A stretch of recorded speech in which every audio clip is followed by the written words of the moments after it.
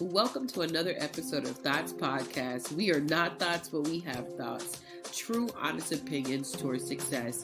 Join us for another candid conversation and valuable insight on achieving success in life and navigating through today's culture. Hosted by myself, Zakira Casado, along with some incredible guests. We're here to explore you on your journey of triumph. Let's dive in.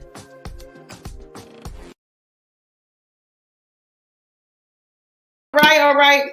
Hello. Welcome back to another episode of Thoughts Podcast where, we just had to get your attention. We are not thoughts. We have thoughts. True, honest opinions towards success. I'm excited today to bring on another special guest to the lineup who I am extremely excited about. This rising star, I promise you, is going to give us some incredible insight on a lot of topics that we're going to talk about. Her name is Adia. Louden. She is a MPH, which means that she is a master's in physical health. I think that's right. Public health. Sorry, not physical health. And she is a writer. You're going to learn so much about this young lady, how to follow her, and all of that. So, without further ado, I'd like to bring on Adia on the podcast with us. How you doing, love? Hi, y'all. Thank you so much, Zakira, for having me on. Yes, you almost had it. I have my master's in public health, and I'm so happy to be here today. Thank you. I messed it up and said public, but no, I said something else, but got it right now. Well, tell us a little bit about your background. Like, how did you get involved in writing? I know you're in school going to another level in your career. What exactly, tell us who you are and let us know how you got into the area of writing. Okay. So first off, hey y'all, hey. My name is Adia Louden. I am a Durham transplant. I am originally from South Carolina, Columbia to be exact. Nice. Thank you. And how I got into writing, loaded question. So, Zakira, I've really been writing since I was about 9 or 10 years old. I still remember it like it was yesterday. My grandma, who raised me, she put this journal in my hands, and I've just been writing ever since. And so, as a kid, I wrote in a lot of my journals as a means to be quite transparent, to really escape and have somewhere to just freely be myself on the pages.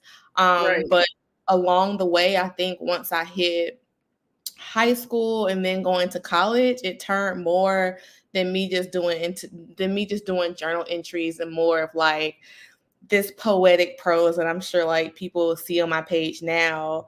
And then once I got into my master's program and came more into my interest of public health, I started blending my style of writing with a lot of issues and things that not only I care about, but that I've been through, that I've seen other people have been through or still going through. And so that's pretty much been the journey. And now I'm just trying to focus on, one, being consistent with trying to get it out there more, but two, really trying to be intentional about developing my writing skills and my craft. And so that's where we are now. Nice. So is your genre mainly poetry or is or what other genres? Yeah. It kind of messed. Yeah, go ahead. Okay. No, I would say, my genre is mainly I guess we can, I be so hesitant when people call it poetry. Yes, I know my writing is poetic, but I've never really considered my writing itself poetry because I just be writing. And so I guess what I did consider is a free verse, which is poetry. So yes, we can say that's the main genre. Now, as of 2022, I started trying to dabble into doing more opinion-based writing and doing op-eds.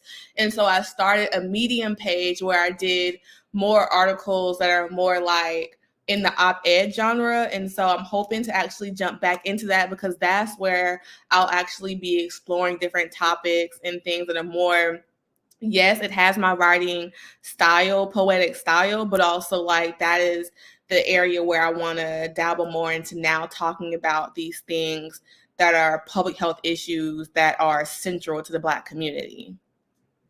Right.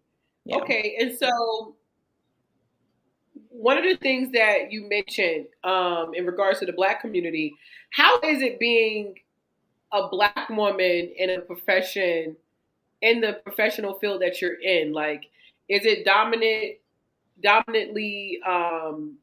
us or not us? No.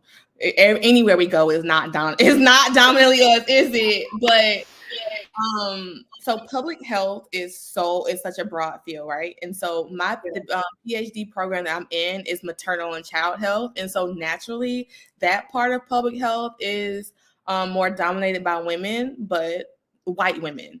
And so other public health fields, because again public health is so broad, so there's like outside of maternal and child health, there's like epidemiology, there's biostatistics and all that other stuff. That's where you'll probably encounter a lot of more white men.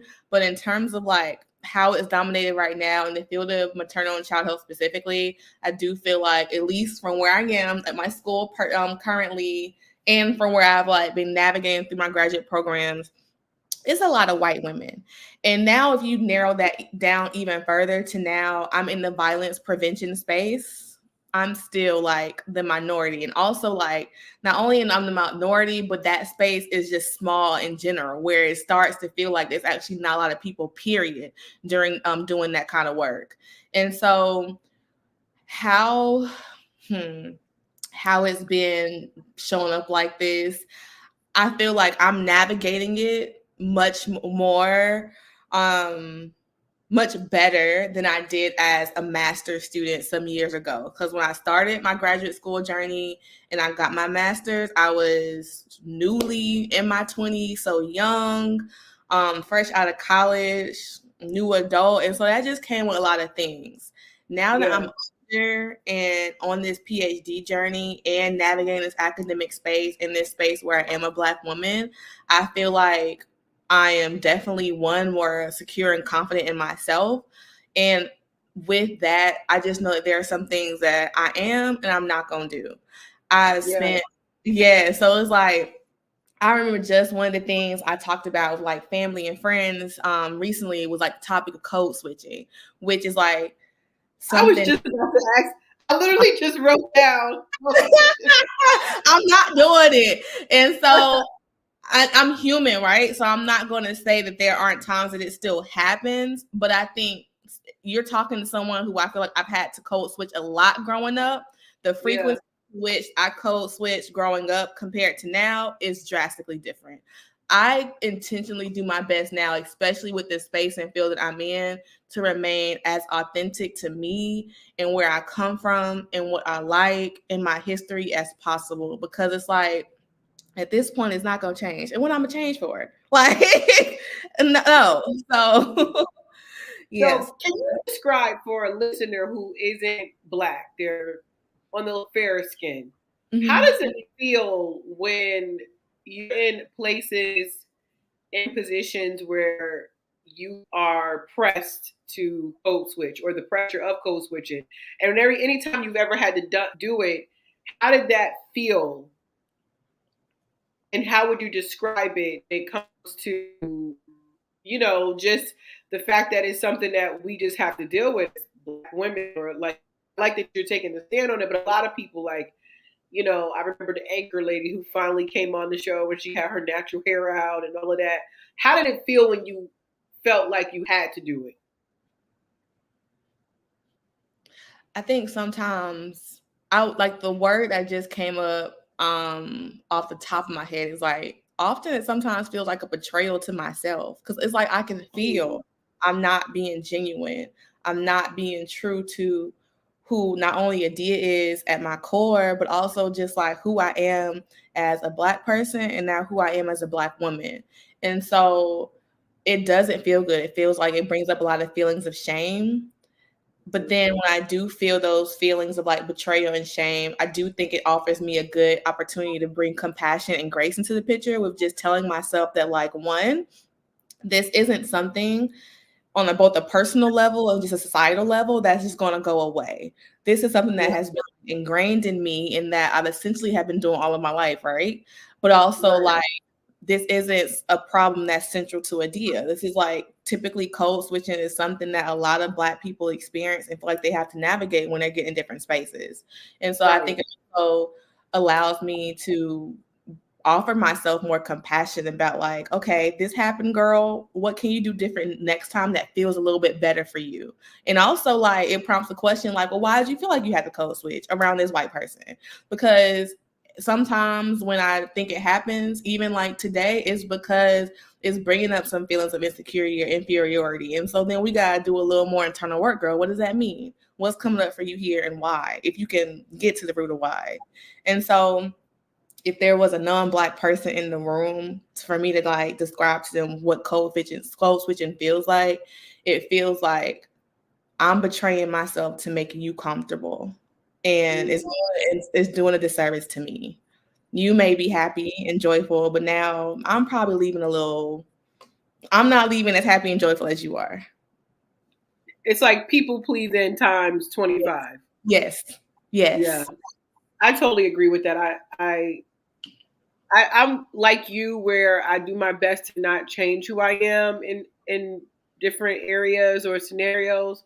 But I also am not foolish to knowing that, this person may, I might not say Zykira to this person that I'm just meeting, but I might say Kira. You know what I mean? But if I say Zykira, they might be like, oh my God. So even if that's small, the fact that we sometimes have to do these things is very frustrating. Yes. I love the way that you described that it's a betrayal to self to make someone else more comfortable. That should be the quote of the daggone week. So tell us more about, I love the fact that you mentioned you began to start writing for the area of health. What are some of the major issues that we might be unaware of, that you're aware of, that you would want other people to know, that in the arena of health that we should be aware of? Off rip, I would say I'm always going to be advocating for violence prevention, but like off rip, I would say if we're going to talk about violence and violence in the Black community, we can't have those conversations without racism. And that's mostly with just whether we're in the public health space or having conversations with non-Black people. We as in just society, the media, whoever it be, whenever you turn on the news, it's like we hear the stories about Black on Black crime. I'm gonna just put air quotes around that because I'm not quite sure that. Yeah, like I'm not even sure even buying to that statement, but we talk about violence among Black people so much, but then it's like people aren't really talking about the full picture. And when you're talking about, in order to do that, we got to talk about like, well, there are a lot of systemic causes that enable violence to continue. It's not just about having high as crime rates in Black communities. Let's talk about how Black communities have been divested from, are under-resourced, things that typically cause violence and still are going to cause violence. And so that will be the first thing that I think that we have to talk about, especially like, I just think about being in conversations with my family if it's around the holidays and they just talking about how we got to put guns down. I agree, right?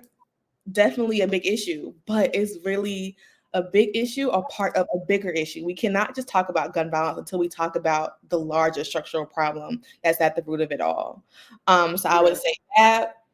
And then I would also say this is where I feel like I am more unique with my approach to public health, is that when I think of public health for me, especially among Black people, I am such a big advocate for just Black people healing. And so one of the things that I know that is central, that we all know that we have intergenerational trauma and that we have to do the work and we need to heal. I think that a lot of my writing and how I got into public health is that that's what I want my life's purpose to be, is to know that through my writing from here to whenever I cross and transition to the other side, is that I want Black people to feel the writing. I want them to feel not just my experience that they may read about, but like some of these things that I write are just, they're not entirely mine. They're other people's stories, which then like are stories that are probably mirrors for somebody else. And I think that the minute that Black people will choose something different other than silence and really putting a voice to their truth and a voice to their own stories, even if it is just reading it and just allowing that to sink in, I think that does wonders for our healings and wonders for how we take care of ourselves and really giving ourselves permission to be free and permission to be whole. And so that's what I say.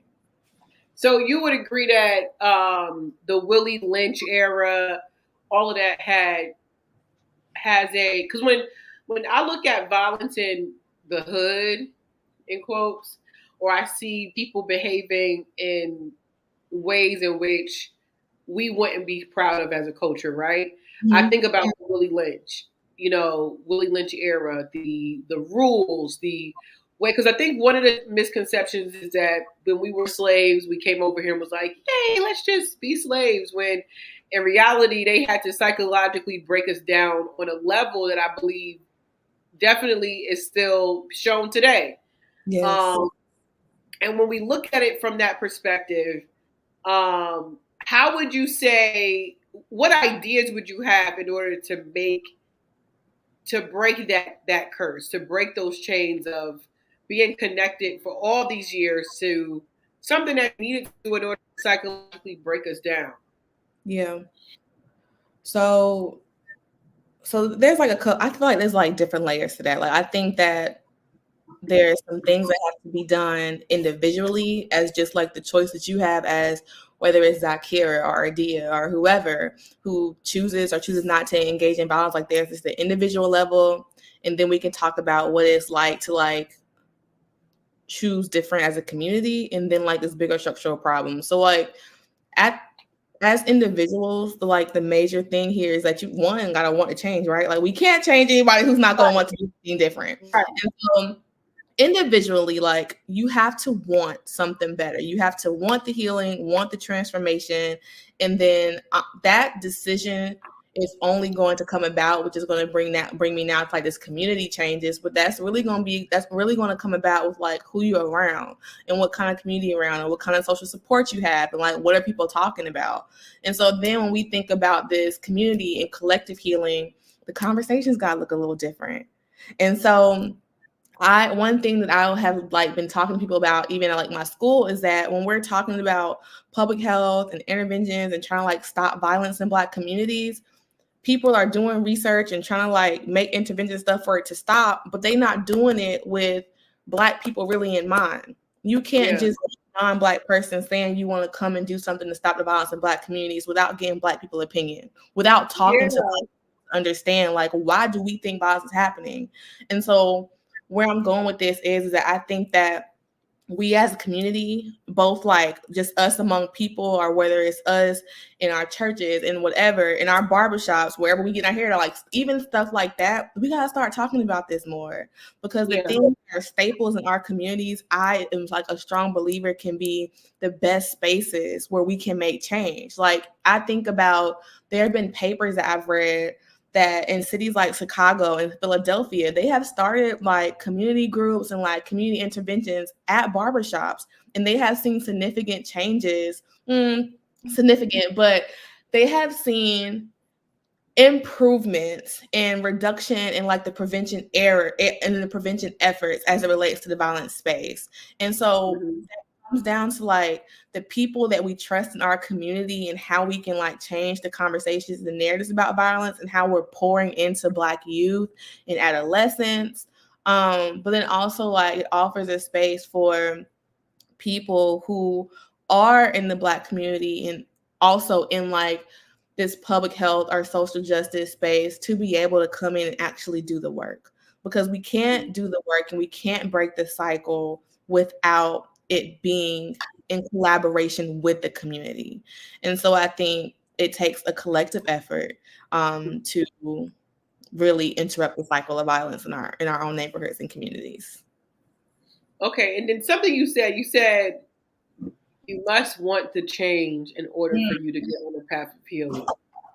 And so I remember growing up, I'm saying it like I'm really old, I ain't that old. But anyway, I remember like there was a time I used to look not really at self, but I mean I always look at self, but in the sense of the surroundings around me just did not seem like this was, certain things weren't right. And so one of the things that, and we'll go into our mental health moment, because you mentioned a lot of different things, I think, in this segment that really hit home. And one of the things that you talked about was journaling. Mm-hmm. Okay. And that's where your writing started. And it was like a pause into it. Well, it took you into writing other things. Mm-hmm. So the process of journeying, why do you, because this is the fourth show this season. And I think we're only on episode 5 or 4, Mm-hmm. and journaling has come up 4 times. So only one show journaling didn't come up. What mental health benefits do you think journaling does have for a person, or in this case for you? Mm-hmm.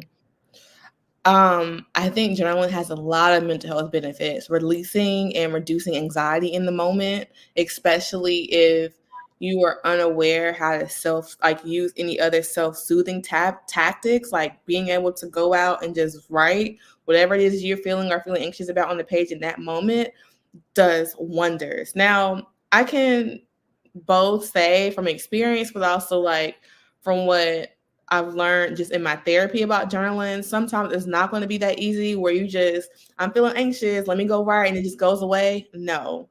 But it does reduce it, I think, Yeah. significantly. And so I think that it has a lot of benefits for reducing anxiety, especially for somebody who is very familiar with experiencing anxiety. Um, and I also think journaling has a lot of benefits for helping you to feel more secure and confident about yourself.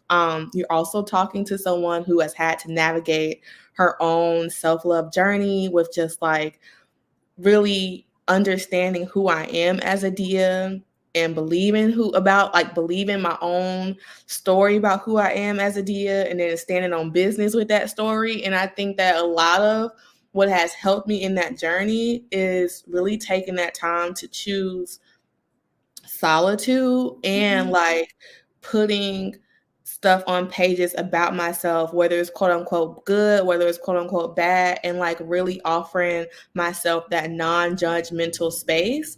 And then even Mm-hmm. being able to go through some journals, like even if it's just from like last year or years ago, and just read who I was then and who I am now. Like it gives you a way to see your own growth. And so I Right. definitely also has a lot of benefits for just building up your security and your sense of self. Excellent. Um, Talk about anxiety to me, Mm-hmm. because I Mm-hmm. a lot of times people just say it. I have anxiety. I have anxiety. This is giving me anxiety. Yeah. What is anxiety to you? Like, describe what it feels like if like some people might say, I have anxiety attacks or these moments of high anxiety. What does that look like? For me, and I know it's all going to vary by the situation.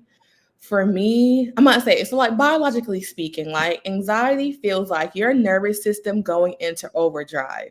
And so then the physical symptoms of that for me is that mostly my heart is going to start racing.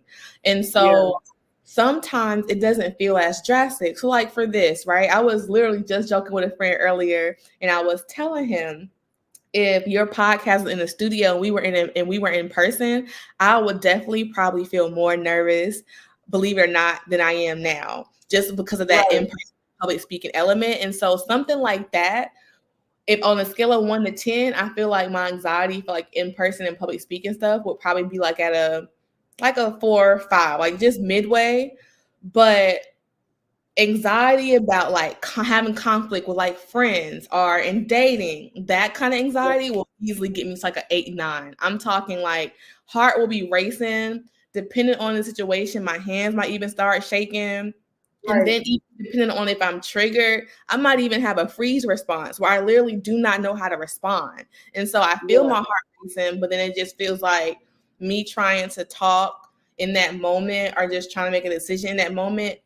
It's like I shut down and I can't. And so I have to just kind of wait for it to pass. Um, right.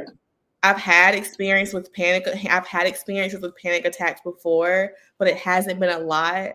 Um, And in those moments is where like my heart racing, it feels like it's on 10 actually, but then now I'm having a hard time trying to breathe. And so I think it's probably only happened to me like twice. Yeah, definitely hasn't happened a lot. Okay. Yeah, I definitely feel like being well, first of all, just to let you know and anyone watching, public speaking is the number one fear of humans. So when they ask them the list of things, the number one is public speaking in front of a room of people. And the second one is flying a plane. So I thought it was interesting that most people rather fly a plane than to speak in front of other people. And I was, like, if you've flown, you literally, it doesn't matter, right? But if you've never flown, the first time can be scary. Yeah. But I think most people would rather fly in a plane than stand in front of a group of people. Okay. And then while you were describing it, I'm like, I definitely also, I don't think I get anxiety when it comes to business, but relationships, specifically romantic relationships, sometimes in the past, I could recall myself doing the freezing, overthinking the text, over response, overthinking the outcome, overthinking, which again leads to the anxiety. And I even found that certain energies from people will just trigger anxiety. Sometimes not because it's something that you internally are experiencing, but sometimes people energy just throws you off. Yep. So what are some things?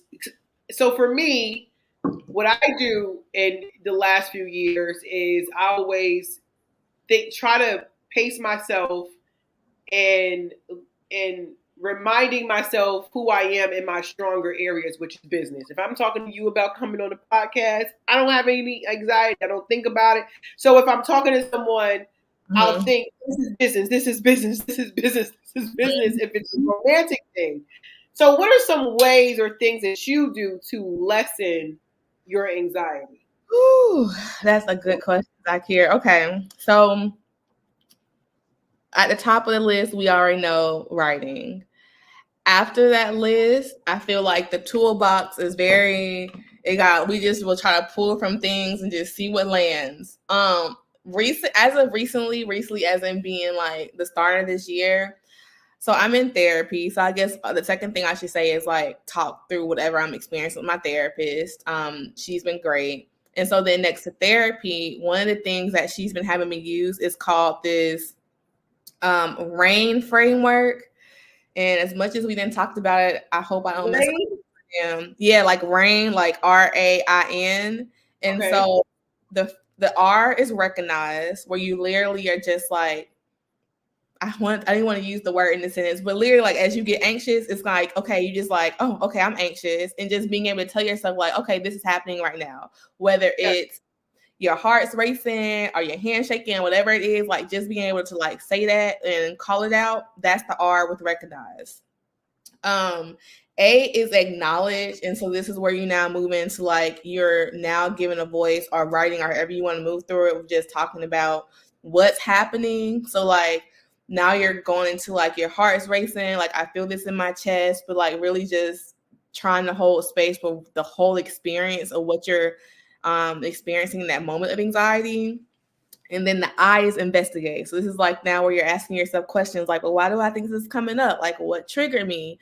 What do I think I need to do next? Like how can I calm down?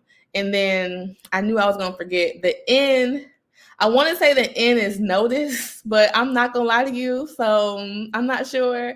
But basically it's just like you want to recognize that what's going on, acknowledge it, and then get curious about why it's happening, and then trying to chart through like next steps to like what's going to bring you down right now in this moment. And so I've also been trying to like use that tool as of recently to like when I start getting anxious to calm down. And then with me being in school and life just being crazy sometimes, so sometimes the only thing that I need to not feel anxious no more is just to rest. And that's hard because I say that's Do hard you as know the rest I'm gonna get after this recording? Let me stop. that. Have you ever felt guilty for resting? Oh, yes, that's what we're struggling with now. I Yeah, was raised, so I just said earlier, I was raised by my grandparents, so very much so raised as an over high achieving just that. And so yeah, coming from that and trying to like, yeah, coming in and trying to get into my version of my soft life and rest, it's hard, Zakira, because I yeah, have and I'm so used to just working myself to the bone. And so sometimes in trying to switch off to rest, I do feel guilty because I feel like I should be doing more stuff or I'm not doing enough.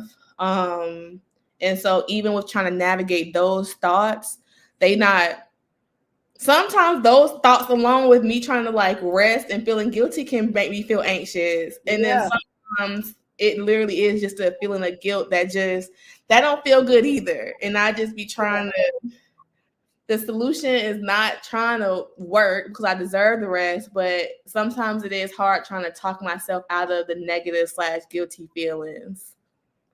yeah. I hate that for us. I don't know if other races experience that, but I'm only can come from a perspective of black women. It's like almost crazy in an aspect of we live in a country that says we're lazy, right? That's a stereotype of black people, period. Specifically from America. And then when we try to rest, we get this anxiety because of all these other stimulations. Because I'm trying to figure out where did I get this? Where did I learn and develop the idea that I don't need to rest? You know what I mean? And you have for me, I know I had my kids early, so hustling and all of that just came because you had to do it, right? But when you aren't in that mode and you're just tired, just go to sleep, y'all. Just please rest and don't feel guilty. That's one of my goals is to hope that someone can listen to something like this. And that day when they take that extra nap, they don't feel like they have to beat themselves up when literally, now don't get me wrong, now if your ass is lazy, you should not be rested. You got if your stuff is out of order, you shouldn't be resting. Now, I ain't going to say everybody should be resting, but if you are a very hard worker, I really do think that you need to take that time to rest. So let's talk about therapy for a second because I'm also in therapy. I have a therapist I meet on a weekly basis. I love her. She, is amazing. And it's sometimes I think I'm so used to therapy at this point that I'm surprised when people react sometimes when I mention it. Um, but I wanted to know what's your reaction. Can you hear me? Yeah. Hello? Yes, I can hear you. And so sometimes when I interact with people, it seems so foreign to them where now I'm at a point where I don't see a reason to not. I feel like it's almost like having a physical trainer. What misconceptions about therapy do you think someone who's never experienced may have that it really isn't the case when it comes to therapy? Mm. That we shouldn't be telling people all our business, number one, Mm, because as I think that's one of the messages, at least, we can only talk about our own experiences, but at least I know growing up with my grandparents and my grandma being like, if you whatever picture you want to think about with like your typical Southern Black Christian women, that's my grandma. And so growing yeah, up under that, and just even with my family in general, I know I definitely, even when I started therapy, it was just like, how you paying somebody to tell them all your business? Don't nobody need to be in your business. And even outside of therapy, I feel like that was some of the messages that I got just about having like getting too close to people, like never tell anybody everything. But when we think about it, that in itself is harmful because that's setting us up to fail with learning a lot about the power and strength that vulnerability and like feeling our emotions has. And so I think that's the big misconception. I think the second misconception, of course, is that like if you go to therapy, you crazy. But that is also far from the truth. We are Like, and maybe we are, right? But we're human beings. And as I'm getting older and older, I'm just realizing there is so much to being human that I think everybody should have a therapist. I just think that if you are fortunate to be raised in a two-parent household, or even just whoever in a household where your parent has equipped you with so many emotional skills to handle life, hooray. But if not, it takes a lot to navigate life. And if you don't have a lot of that things to like know how to process your emotions or communicate, then therapy is essential. It does not make you crazy. I think that's one of the biggest misconceptions too, is that going to therapy, you going because something wrong with you. And yes, but also like it don't gotta be like something like, it don't have to be like something drastic. It really could be because you just want to feel better. You want to dive more into the book of you and learn more about yourself. And so yeah, I think those are the top two misconceptions. Yeah, I really do think I agree definitely with the second one that people think that means you're crazy when in reality it's so that you don't go crazy. That's the purpose of Mm-hmm. going.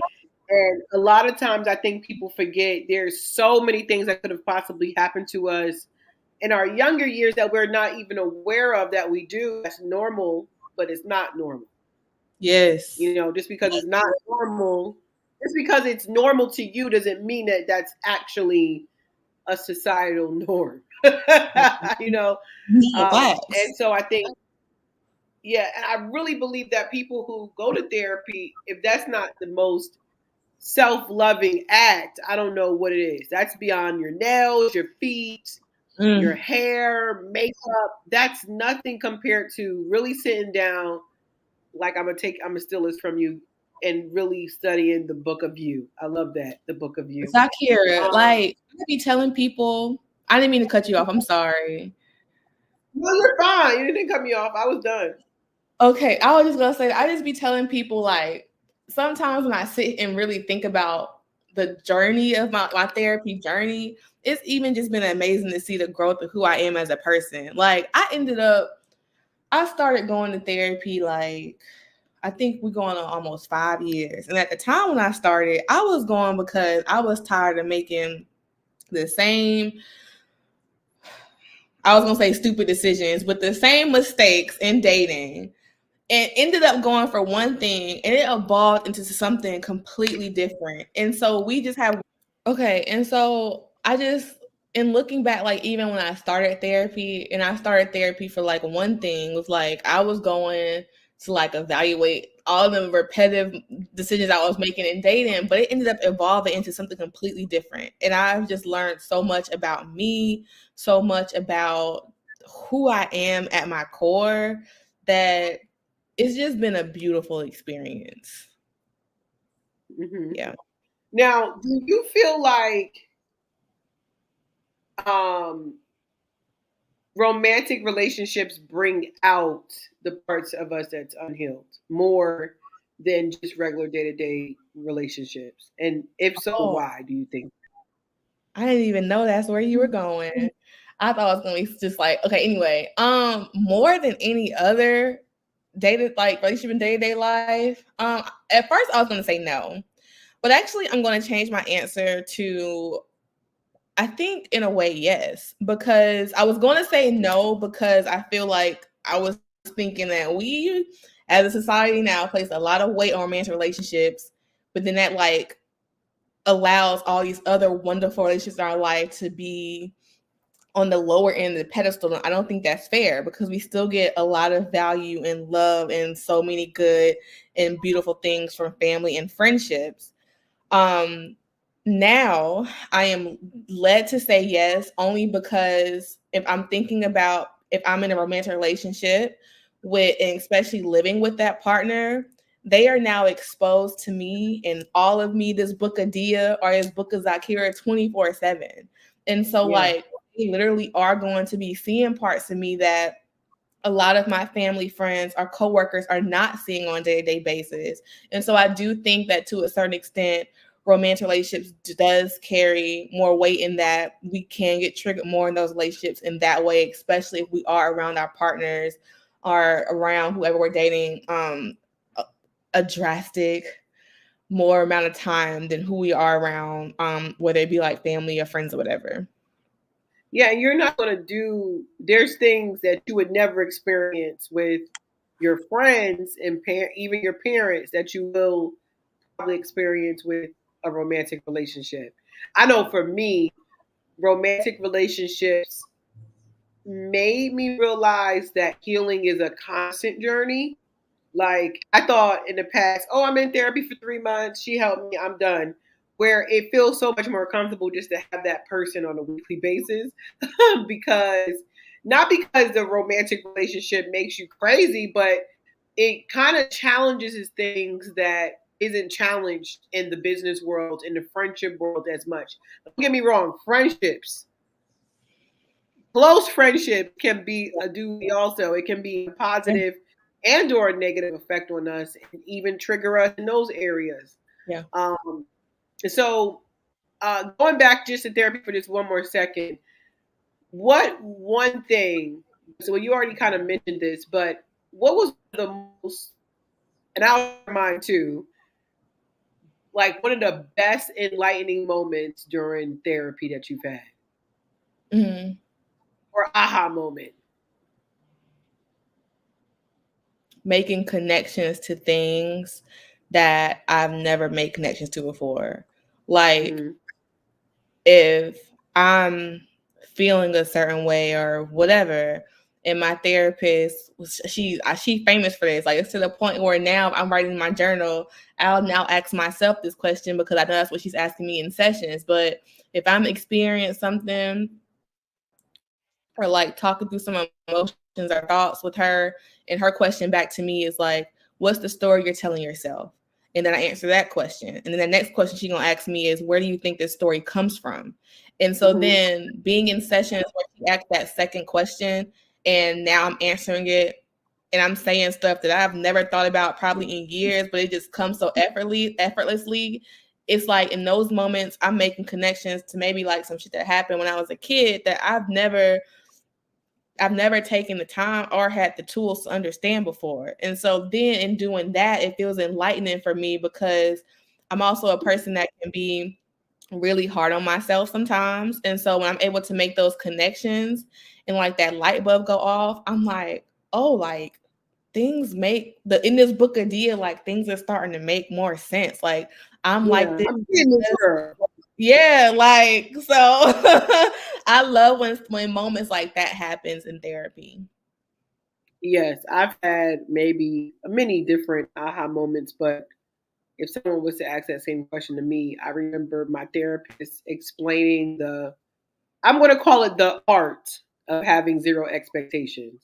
Mm, And yeah, like having no expectations doesn't mean you don't have standards, but it does mean that you're not anticipating anything from really anyone, where you get to know people and you know that they're going to do things that are nice and this kind of thing, but if they don't do it, great, but if they do it, just a cherry on top versus that. But yeah, that's where I wanted to go to now. Let's get back into your writing, okay?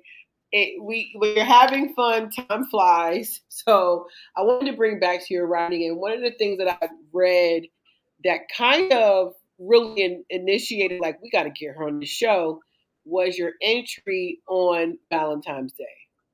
oh, And I is it okay if I read this? yeah, yeah. Okay, it says, if you are a single, child-free Black woman in the throes of grief today, it's okay to celebrate your singleness and grief over what you thought you'd have by now. It's okay to love yourself and wish that romance finds you. It's okay to be mad as hell that a day of love for a lot of other people remind you of the people you lost. Love and grief are your yin and your yang. Let them complement each other. Okay, and it does have more, um, stuff with it, but you wrote that, correct? Yeah. Okay. Tell us, first of all, I think it was so brilliant that you wrote it on Valentine's Day. And I think that so many women and men who read that probably felt like they had a hug, right? But what do you mean? Where were you at emotionally when you wrote it? And also, what do you mean when you say celebrate your singleness and grief at the same time? Mm. Um, Whew, that's such a okay. I'm gonna keep. I don't want to give us such a long answer, but we gonna work with it. Okay, As long so as you need, as long as you need, we're okay, here. we gonna work with it. So as I was sharing earlier, you are definitely talking to someone who's like has been navigating her own self love journey, and so I was even like telling my therapist, and I think one of the sessions after Valentine's Day was that this felt like the first Valentine's Day where I have felt hella okay, confident, and secure within myself. So that was like the majority of feelings that I felt in that moment. And it was a lot of things coming up because, like, again, we human. And while that was happening, and while I'm like so proud that I've gotten to this point that I've cultivated this level of self love, there was a Mm-hmm. lot of grief coming up for me too, because last year I lost my father. And so bringing up, like thinking about when my grandfather passed away. And so, yeah, so if I say mom and father, I'm talking about my grandparents because that's who raised me. But when my grandfather passed away and just thinking about Valentine's Day, I just thought about how even though growing up, Valentine's Day wasn't like some kind of special holiday being raised under him, I thought about how growing up, that was still a holiday where I wanted a lot of love and didn't receive it. Didn't receive it from like romantic relationships, but also now being raised in this home with imperfect Black parents. I didn't feel like I got the love that a girl wanted to get from her own father on Valentine's Day. And so even now, like thinking about his death, thinking about how Valentine's Days were growing up with him, just thinking about and relishing in that kind of grief. There was that kind of grief. And then still recognizing that while I am so proud and to be where I am at this moment and feeling secure, the girl is still a lover girl and I want love. And I think that sometimes it can be really hard for us to accept our own emotions, but sometimes it's also really hard to accept our emotions when they're so contradicting like this. And so when Yeah. I wrote this because these were so many different things I was feeling on one day. Like I literally was Yeah. writing in my journal at multiple points during that day to literally be intentional about recording how I was feeling because Valentine's Day is really sensitive for me. It has been for a while now. And so Mm-hmm. and just going back through those entries and this reading what I wrote about what I was feeling, I just recognized that I was feeling a lot within 24 hours. And that's okay. Like Yeah. it's not something that we have to feel bad about. And I think that sometimes I think that is the narrative, is that outside of Valentine's Day, like if you are a single woman, I think that people just say like you should be happy being single. Okay, I'm fucking happy and I want to be in a relationship too. Like they don't have to be one or the other. And Yeah. so I just thought about letting these things be your yin and yang. Life is not black and white. If I haven't learned anything else, I feel like in these past couple of years, I just feel like I'm becoming a person where I'm realizing that life is just not so black and white. Neither are Yeah. our decisions and neither are our emotions. And so Yeah. it is okay to feel these multitudes of things all at once. And so it's fun. I didn't know that was gonna be the post that resonated, but I remember I read this to my therapist, and she was actually the one. My therapist, she be trying to do a good job to be neutral and have a poker face, but she was actually the one to tell me, like, you need to post that. Like, people Yeah. need to read Yeah. that. Yeah. And so that's where I was at with it. Yeah. I think it's so powerful too because you say being the part where you say being at a place where you thought you would be. A lot of times Mm, we tend to put age attached to accomplishments, which we don't even realize is self inflicted for no reason. When, like me, I had 2 kids by 19. mhm, My world is going to be totally different from someone who has kids later. Because mhm, right now I'm not 40 yet. I'm knocking on the door real hard, but I have no children to be, I have children. I still have my sons. They're still alive and well. But do I need to worry about if they ate today? No, they're grown. They're literally grown men. So my world is totally different than this person's world who might have met someone. But what happens is sometimes you can see, like, man, I want the picket fence with the husband or the what have you. And I think that's why the post is so powerful, because I was reading through all your things and I'm like, which one am I going to talk about? I think that one is such a great, like, you know how those social media posts be like, if this was this would be the post.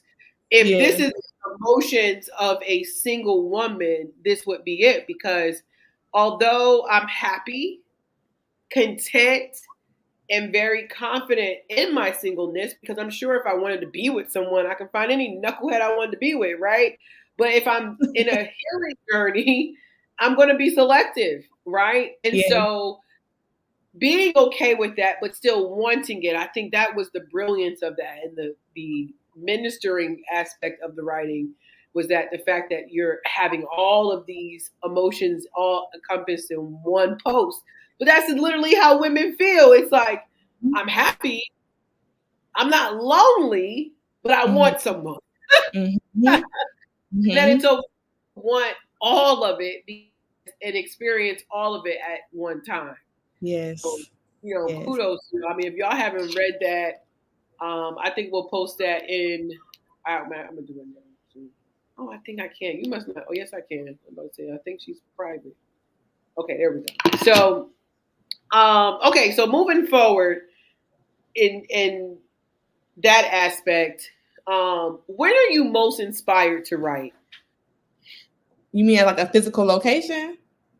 No, like it could be where. Yeah, sometimes people are inspired for location or when and where, I guess would be the question. Hmm. I am such an I'm gonna say I'm sure people get that from my writing, from me, but I am such an emotional being, Zakira, that I try to be real intentional with my writing. Like honestly, a lot of the things that are on that page are things that I've gone or am going through. And so I say that to say, like, I find the most inspiration when I'm going through stuff. When I'm Yeah, going through stuff, it feels like that is still to this day, from even when I got the first journal to now, it feels like the one place where one, of course, I'm able to be me, but now it's just like sometimes, especially if I'm in therapy, it can be really hard for me to communicate verbally.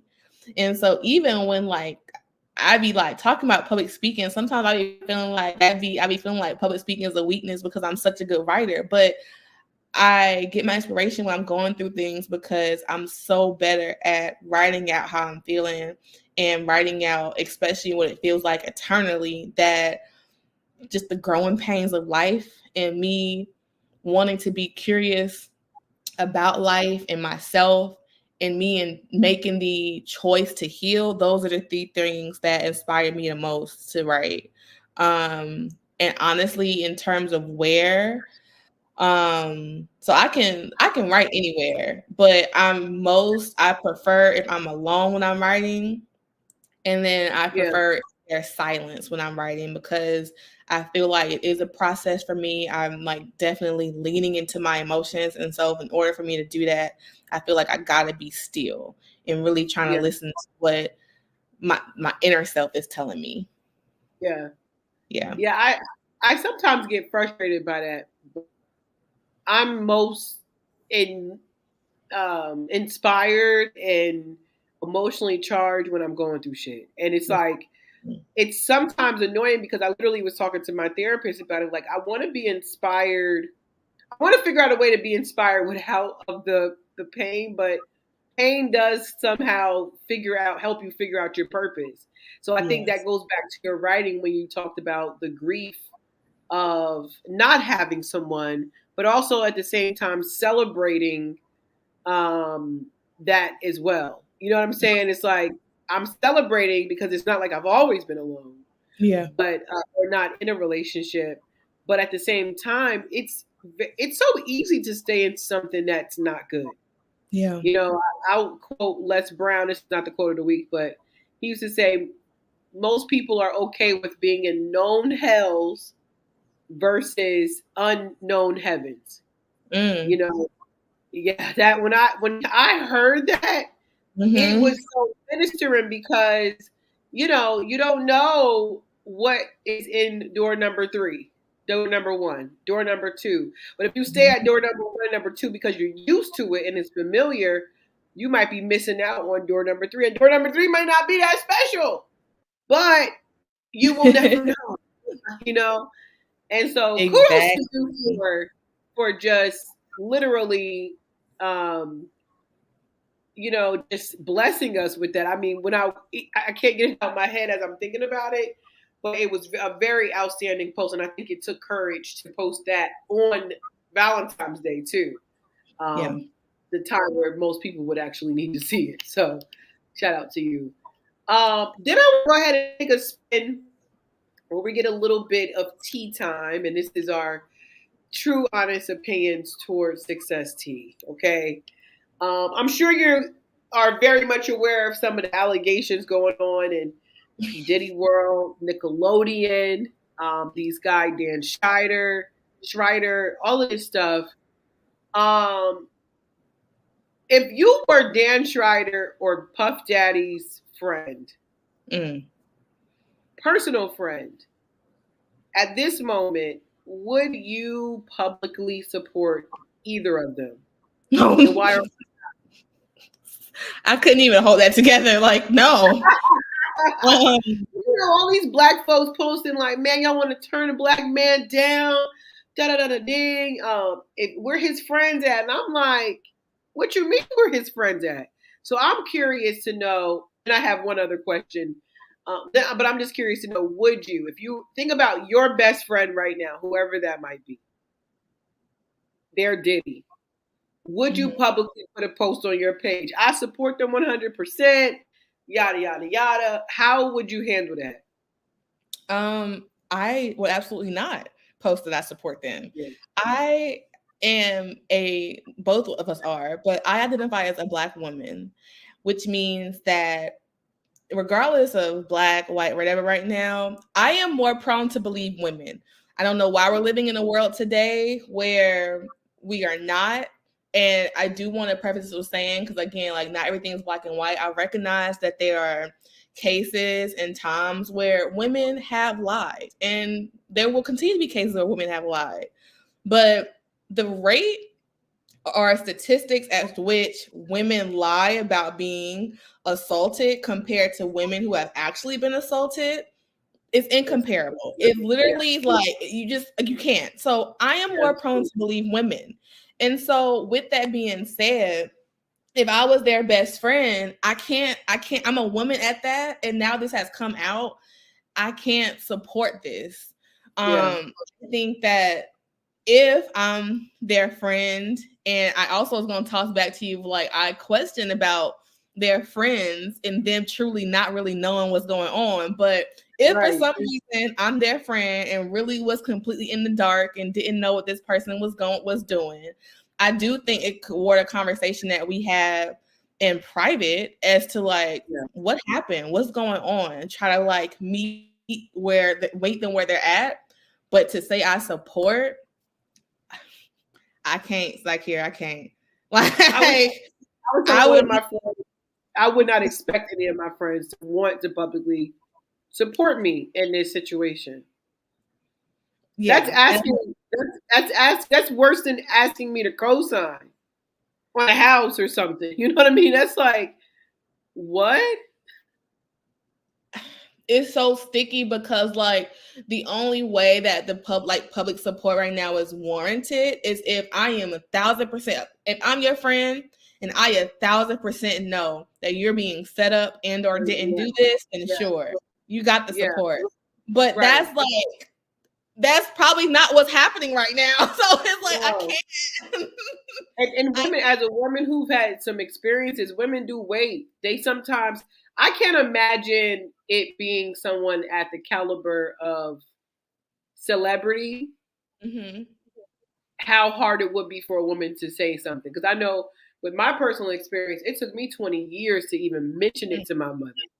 And this is from a nobody. This is somebody who you would be like, why do you wait and tell us that? We would have, but it took me those many years. Imagine if it was Puffy or Bill Cosby or Dan Schreider or Epstein or whoever, all these crazy people. So I do see how someone can come out later, because that was another thing I was seeing, that they're like, oh, well, why are they waiting now? Because sometimes it takes healing for you to get there.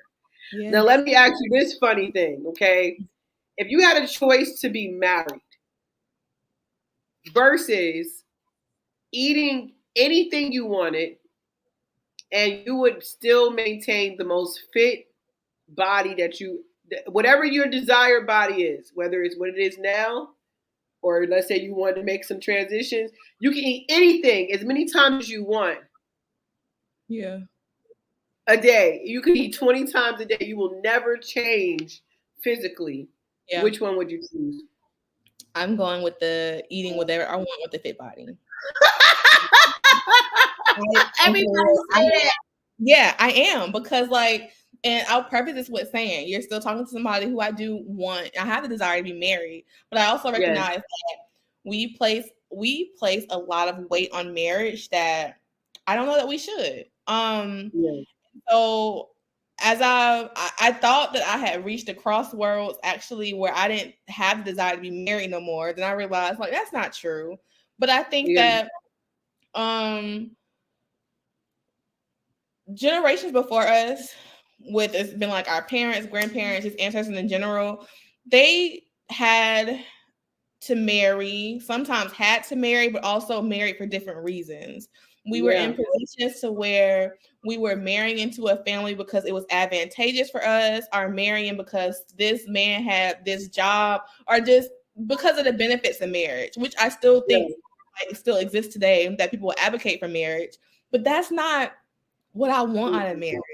Call me a lover girl, but it's just I'm at a position and I'm really in this season and just in my life in general where I want all the things my ancestors could not experience. I'm not saying a lot of my ancestors probably could not have married for love, but typically I think that there were a lot of more stipulations with marriage with our foreparents, our ancestors, that now we're in a position to where I can be more selective. I can be more picky. I don't need to be married just to say that I'm married.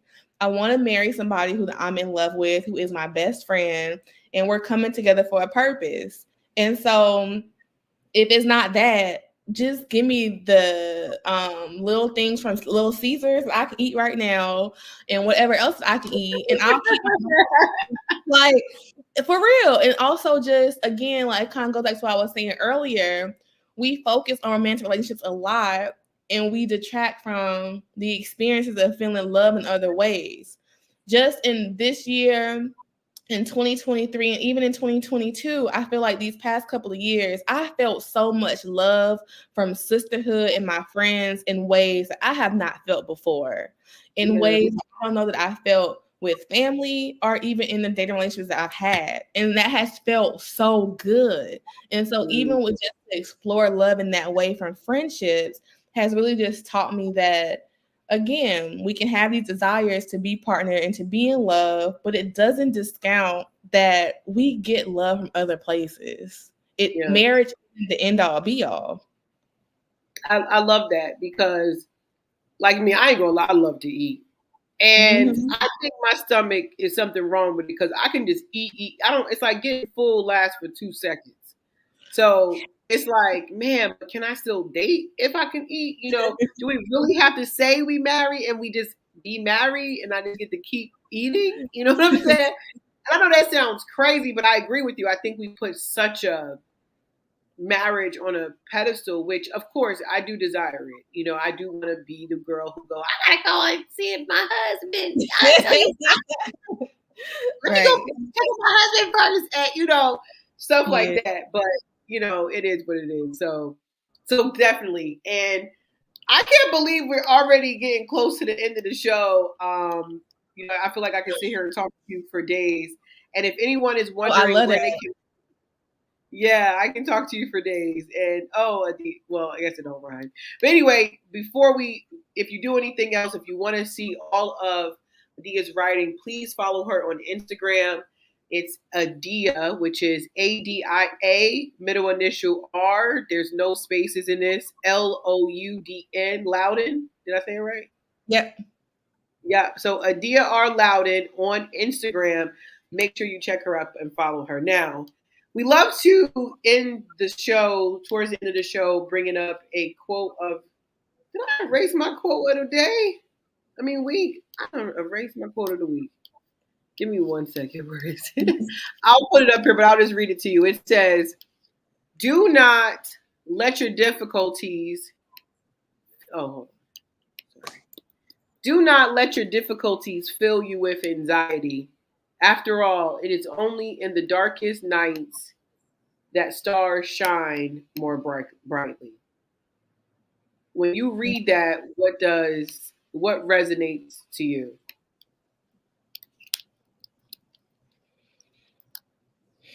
So I'm a huge fan of Nipsey Hussle. Like, rest in peace, love him to death. You said And Nipsey Hussle?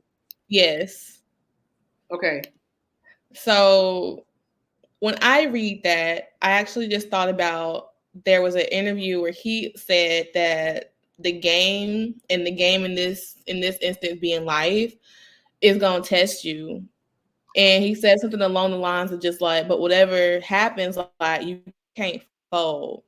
And so that's what I think about, because life, and I think that, at least, especially when I'm thinking of my personal experiences, that, when life is going good, we want it to stay that way. We human. We, of course, we want it to stay that way. But when life is going bad and it's really, really them dark nights, it can be so difficult to think that, one, that you're going through it alone, but two, that it's not going to be over. There's no timeline to when the dark times are going to end. So that's like the uncertainty of it all. But like, eventually, like, rainbow's gonna come out. And so I think that you really see what you made of in your dark times. That's what this quote really drives home for me, is like, you really get to see who you are as a person and whether or not you're going to fold when stuff gets hard. Wow. I like that. When I look at it, it's very similar. Like, you ever remember Pokemon? I don't know what your age is, but I know I might have you by a few years. But do you remember Pokemon? And every time he fought, he got stronger. Mm-hmm. And so sometimes these very like, I remember once I didn't even realize I was going through depression. I couldn't do anything. Like, I don't know if you heard the expression "explode out the mud." That's literally what happened to me. Like, you can't crawl out the mud. You have to explode out the mud. That's the only way you're going to get out. And so I feel like that's what this says to me. Like, it's, don't get caught up in because I feel like when you are in anxiety, you're thinking about the future. I think depression, you're thinking about the past. Where there's a commonality in the middle, which is the appreciation for right now, which is a moment that we, like, right now we're in a moment that we,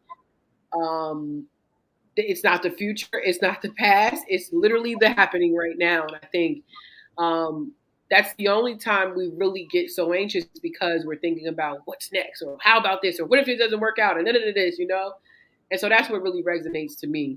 One other thing I forgot to ask you, are you a Beyonce fan? Oh, I don't know if fan is the right word, but I have definitely come around compared to where I was at a couple years ago. So I guess we can I'm have to change the topic then. I'm just kidding. Did you happen to listen to her or J. Cole's new album? I have not listened to J. Cole's new album, but I did start Cowboy Carter. I was just telling somebody yesterday, I feel like my patience for albums these days is so low. So I said to say, I haven't finished Cowboy Carter. I think I got to about 30 minutes in. So I think I got through half of it. And have you listened to Spaghetti? Did you listen to Spaghetti where she's rapping? No, that was one song I haven't heard yet. You're in for it. I really enjoyed it. And some songs there I was like, nah, but it's 27 songs on that. Granted, there's like 4 of them that's like 30 seconds long.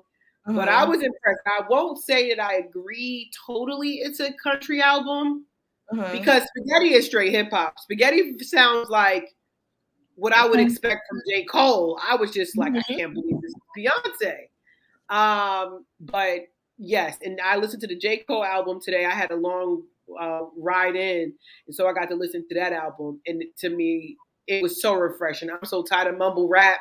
And it was just like, I can hear every word. I love him. But anyway, first off, I just wanted to thank you so much, Adia, for sharing your true, honest opinions towards success.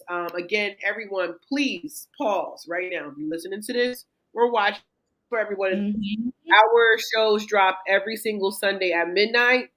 And this show will air on television. We're just gonna put it out there. It's gonna air on YouTube and Facebook if you would like to watch the visual, but on every other platform, Apple Music, Apple Podcasts, Spotify. If you want to just listen, you'll be able to tap in by following Thoughts Podcast, where we are definitely going to keep bringing you true, honest opinions towards success. And so be on the lookout for this. If you watch her clips, we'll tag her and make sure you know when the date is going to be. But again, anything that you might be thinking right now, like, I didn't touch on this. I wanted to say more on that, or anything that you wanted to say before we wrap up. We talked about so much. A lot. I'm about to say, I feel like I got everything out that I was thinking of. But for people who like are listening as we wrap up, I would just leave people with this, with just like enjoying the journey.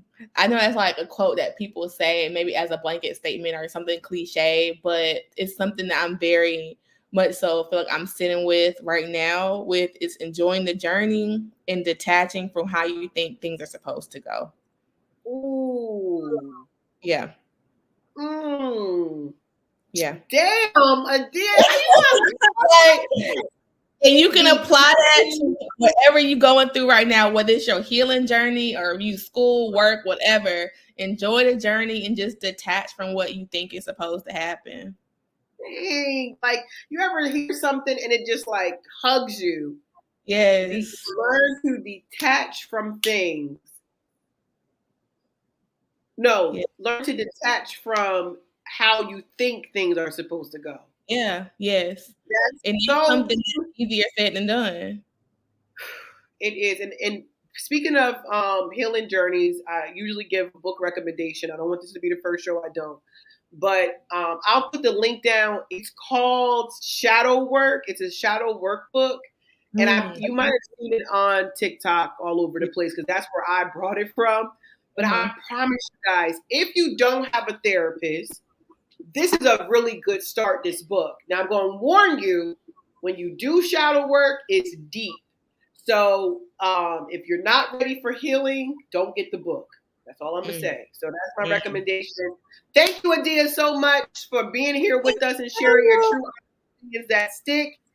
And like I always say, until next time, love, peace, and hair grease. Thanks for tuning in to another episode of Thoughts Podcast, True Honest Opinions Towards Success.